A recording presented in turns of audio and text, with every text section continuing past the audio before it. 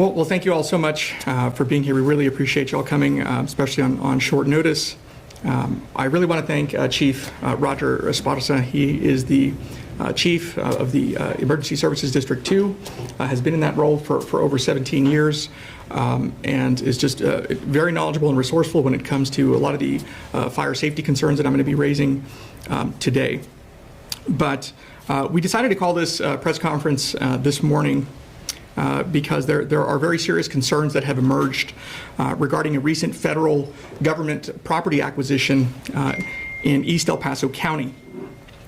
These questions are rooted in publicly recorded documents, long-standing infrastructure challenges in this area, and the importance of addressing fire and life safety issues before a facility opens, not after something goes wrong. I just want to be very clear, this isn't about speculation, this isn't about politics, this is a very serious safety concern. So over the past several days, my staff has been reviewing publicly available documents filed with the County of El Paso. And these records confirm that the U.S. Department of Homeland Security recently acquired an entire industrial block within the East Wind Industrial Subdivision in the city of Socorro. That site falls under the jurisdiction and permitting jurisdiction and fire safety jurisdiction of El Paso County Emergency Services District 2, or ESD2. The city of Socorro does not have its own fire department like the city of El Paso does. So what we know from this public record is straightforward. This is a large warehouse-style industrial facility now owned by DHS. We do not have any detailed federal construction information, any operational plans in hand, so I want to be clear about that. We don't have any sort of inside knowledge about this facility or what is about to be built. But however, when you look at the size of the facility, and the scope and what the federal has been doing, across the state and across the nation, it is very consistent with the detention facilities that are being built across the country. So just so you're aware, so I used to be, before being state representative for this area, I was county commissioner for Precinct 3, which included everything outside of the city limits of El Paso, to include virtually all of the jurisdiction of ESD2. That's why me along with my staff are very familiar with these areas and with much of the fire safety issues that exist, but also much of the water issues that exist in these areas. There's been a lot of warehouse and logistics development in the eastern part of the county over the last several years. But what has happened is that a lot of the infrastructure and a lot of this development has moved faster than the infrastructure underneath, particularly the water infrastructure. So fire suppression systems, fire emergency systems, sprinkler systems depend entirely on water pressure and capacity. Fire hydrants, internal sprinkler systems, and emergency response operations all require sufficient pressure under real emergency conditions, not just ideal ones. So if the water pressure isn't there when it's needed most, then these systems fail. These risks exist for any large industrial facility, but if a facility is used to house or detain people, then it changes completely. When human lives are involved, there is no margin for error. Fire suppression systems are only as effective as the infrastructure behind them. That is why I'm raising this issue right now. Our region doesn't have to imagine what can happen when people are confined in warehouse-type facilities without adequate fire safety systems. Nearly 3 years ago, our sister city, Ciudad Juarez, experienced a devastating fire at a migrant detention facility housed inside an industrial structure. Over 40 lives were lost, many were injured, and that tragedy put it painfully clear that the consequences of inadequate fire suppression, put clear the consequences of inadequate fire suppression and emergency preparedness. Closer to home, recent deaths at a federal detention facility in El Paso County have raised serious concerns about safety and oversight when individuals are placed in federal custody. These are regional lessons, and the responsible course of action is to learn from them before another facility opens. So earlier this morning, I sent a formal letter to the commissioners of the Emergency Services District 2 with copies provided to the El Paso County Commissioners Court and to the county attorney. In that letter, I'm urging ESD2 to withhold any required fire or occupancy permits unless there is clear, verifiable proof that sufficient water pressure and fire suppression capacity exist to protect human life. Ultimately, this is about accountability. The infrastructure and safety must come first. The permits should follow proof, not assumptions. Again, this is not, a political determination where we're trying to, stop this facility just out of principle, though I disagree with these facilities. But somebody within DHS simply didn't do their homework. DHS has billions of dollars from the big ugly bill that was passed at the federal government that the president signed into law. And it's my opinion that they are rushing into facilities like this without doing due diligence. I do believe that there was somebody at DHS who just didn't do their homework when they looked at this facility. They just saw a large warehouse. They saw it was big enough. They saw it was in this area that they needed it, but they didn't do their due diligence in terms of looking at the water issues that have existed in this area for some time. So that's why I'm very pleased to have here Chief Roger Esparza. His team are going to conduct a thorough independent evaluation of this facility's fire suppression, the readiness, and water pressure capacity and emergency response conditions. I just want you, I will let Chief Esparza talk about the specific water issues in this particular area, but he has been raising concerns already about this area because with the industrial growth that we have seen, there have been a lot of facilities that have popped up and the water pressure is critically low. That many of these facilities don't have the pressure necessary to operate emergency fire sprinkler and suppression systems.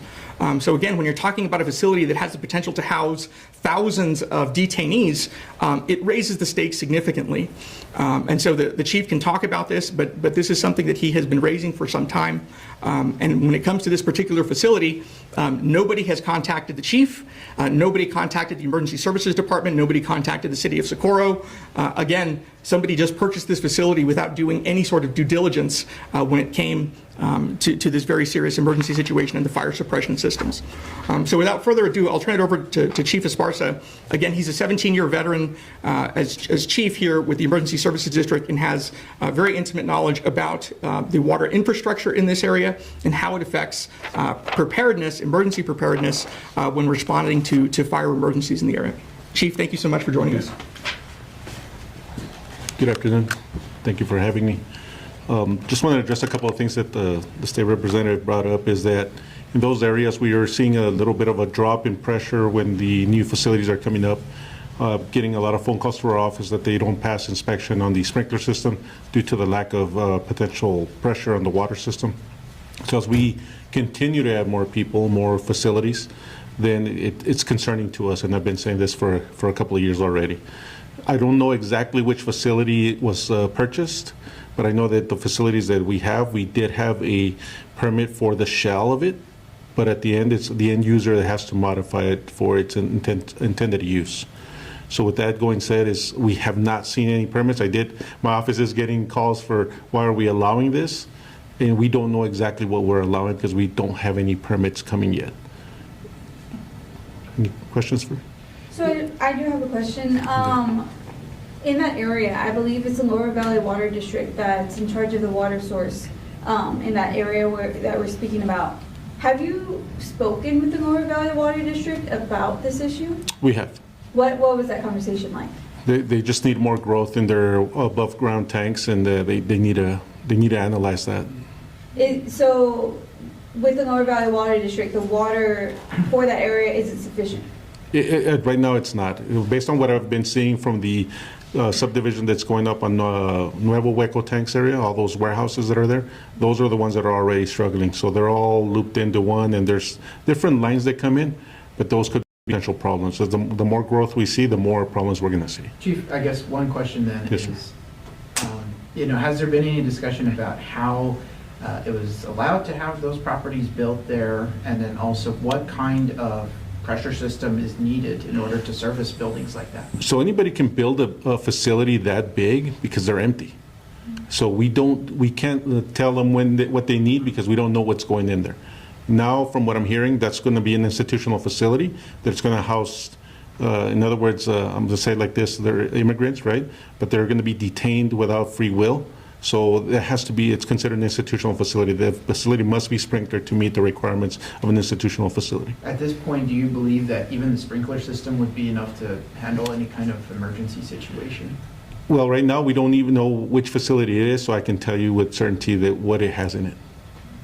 So can they move forward with any developments without the permits right now? You mentioned nothing has been turned in, so what goes on from So here? we have the permit for the building. Whoever built the building built a shell, and that shell only. There's nothing in it. So we can't determine what's going to go in there until the tenant that's going to end up using it submits for what he's trying to modify. And I'm so sorry, but it was built last year? Is that- I don't know which building it Oh, is. So, okay. or else, So for the permit that you do Yes. have, do you know when it was filed? depends on which building it is. Okay. Chief, so with all this industrial growth, you guys mentioned how fast it's been developing, but the infrastructure hasn't. I don't know if you can give a brief estimate, but how long would it take to bring up the infrastructure up to speed to the growth we're seeing? That is out of our control as the fire department, and I've said that already at Commissioner's Court. I've said that, I'm saying that here right now. We're the fire department. We respond to all emergencies, but we do not handle the water system, sir. Well, can I ask how long does the permitting and inspection process typically take for a project of this size? For them to get it? Yes. For a shell, it's fairly simple because there's really nothing to look inside, and it's mostly concrete. It's when they go modify the inside for their end use that it'll take a little bit longer for us to verify what the end use will be.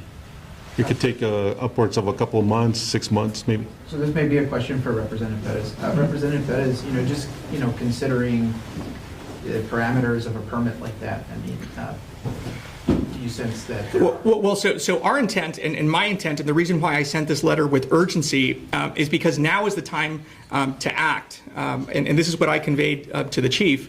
If the federal government is the tenant here or the property owner, and they're going to convert it into a detention facility, and well, then we can't wait for them to start building the interior before we start raising objections. So my intent with this letter was to just raise concerns, and so to make sure that everybody's on the same page. When we spoke to Chief Esparza, clearly nobody has told the chief even about this facility. I mean, so what does that tell you about how hasty this decision was made on the federal government's part?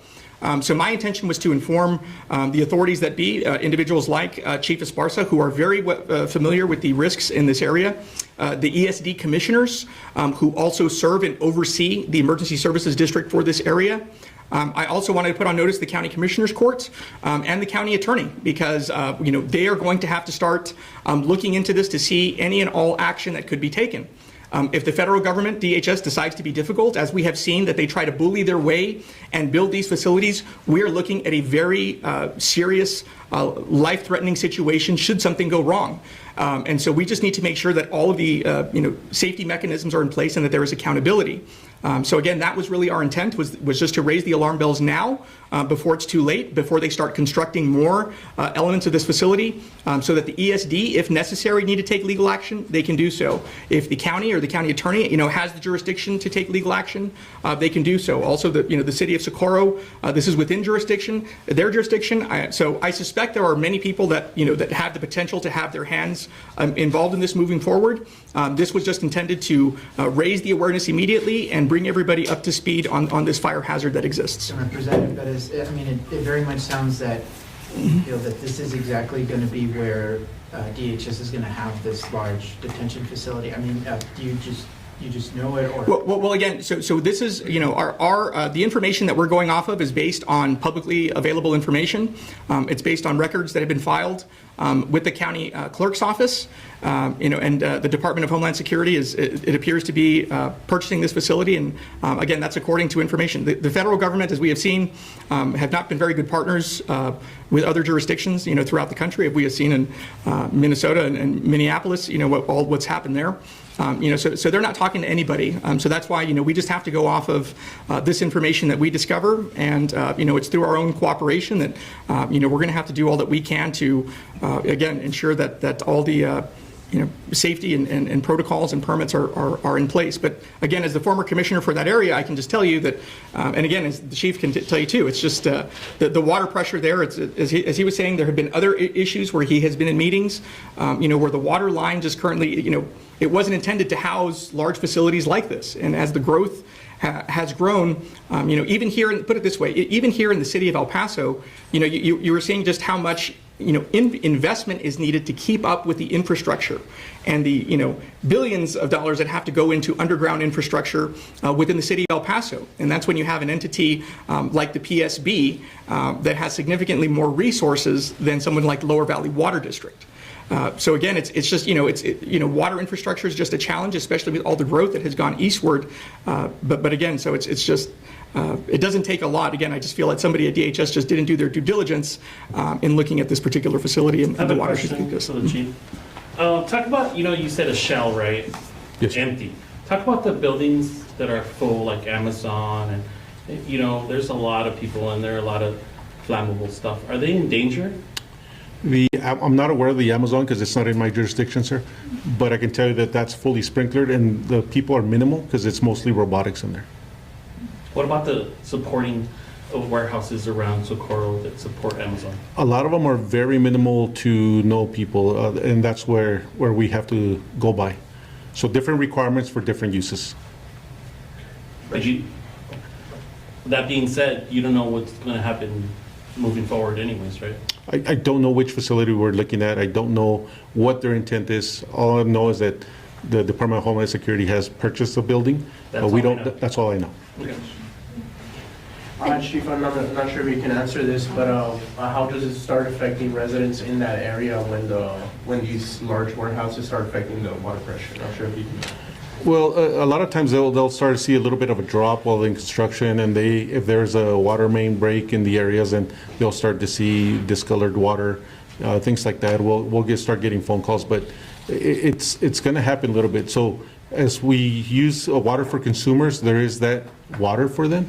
But we're talking here, we're trying to figure out if there's enough water for the fire suppression side of it. That's a little bit different.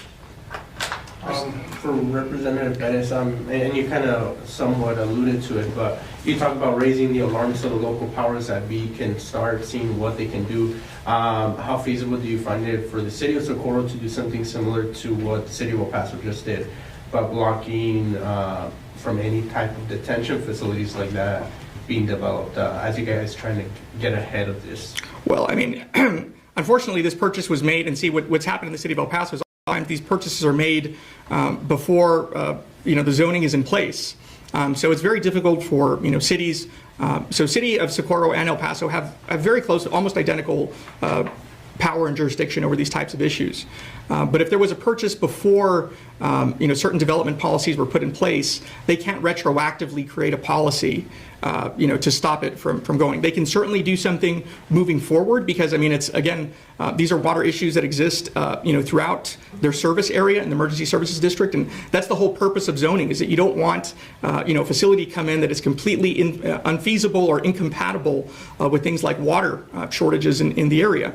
And so, yes, no, certainly I think the city can do something moving forward. But again, it won't really help this situation where, the federal government seems to have already acquired the property under existing zoning rules and development. Have you spoken with the city of Socorro and any officials regarding this issue? I haven't. My staff was working on this issue this week. Once we became aware of it and we confirmed with Chief Esparza that these fire issues and safety concerns do exist in this area, we decided to send this letter to the ESDs and to make sure everybody can look into it from there. But again, just from my initial conversations with Chief Esparza that did confirm at least our initial concerns with this area and it not being able to, already support the infrastructure that currently exists, which is just mainly empty buildings. This is a whole different type of project where you're looking at, the possibility of having thousands of people not only detained under one roof, but when you're talking about a detention facility, as the former county commissioner, I can tell you, whenever we dealt with the county jail, you're dealing with people in very tough conditions where you could have somebody that might try to intentionally start a fire. There's just significantly more risks when you're putting not only people under one roof, but you're putting detainees in very harsh conditions that exponentially increases the danger of this facility. And Representative Perez, can you just kind of detail what the process ought to look like if the federal government were to go through permitting? Well, I mean, yes. I mean, there would be, at the very minimum, look, Chief Esparza can tell you he has worked in other federal facilities before. when the Border Patrol built its large facility in the Clint area, he was there from the very beginning of the project. And so that project conformed with all sorts of safety needs, and that is the correct way to do it. Again, in this particular circumstance where you have the federal government that just isn't collaborating in any way, these are the, I think, big oversights that are going to happen. And again, I think somebody within DHS really dropped the ball. They didn't do their homework, and there's a very serious fire safety concern that somebody really overlooked. And again, Chief Esparza is going to, whenever you see, the thing is that now they might not even submit a permit, and that's another reason why I'm raising this issue. As we have seen in other jurisdictions, the federal government just comes in and bullies other jurisdictions. If that's the case, then whether it be the Emergency Services Department or the city or the county, be prepared for a sort of legal battle that might ensue. Again, they need to prepare for that. So that was my intent, was just to put this out there. And Chief Esparza informed me that this item is going to be on the agenda on February 17th. Yes, sir. And with the Emergency Services District. And really, that's all that we can ask, is that everybody's just doing their due diligence to ensure that, if there is, if what I'm saying is true, or that, there's insufficient fire suppression systems and there's insufficient water pressure for this, well, then there needs to be appropriate action to ensure that we're not going to be endangering the lives of thousands of people, with the construction of such a facility. Are there any legislative actions you're considering if these concerns are not addressed? Well, certainly, I mean, yes, I think that, before this legislative session started, we didn't have all of this construction in unincorporated territory within city jurisdictions. So yes, I think the state needs to be better prepared, for these types of facilities so that we don't have circumstances like this. But I think that's something that we're going to certainly be studying moving forward and prepare for the next legislative session that starts in January 2027. And Chief, that meeting on the 17th, is that Commissioners Court or is that City of Socorro? No, that is the commissioners for the Emergency Services District number 2. Are those public meetings? They are, sir. Okay, thank you all so much. And just so you all know, so the structure of the ESD, so the Emergency Services District serves the area outside the city limits of El Paso. So, a lot of people, when they buy houses on East Lake and they call 911, it's not the El Paso Fire Department that comes to help them out, it's the Emergency Services District. And so it also serves the city of Socorro, San Elizario, and Clint. And so anytime that there's a fire emergency there, they are responsible for it. The Emergency Services District has a board of commissioners. The Commissioners Court appoints those board of commissioners, and those commissioners appoint the fire chief, which is where we have fire. But just so you all know, that's sort of the structure. They have their own separate tax rate specific to providing these fire services for ESD2. Do we know the location of these structures that were purchased? Yes. It's I can give you all the exact address, but again, based off of public records, it's within the city limits of Socorro, but near the Clint exit.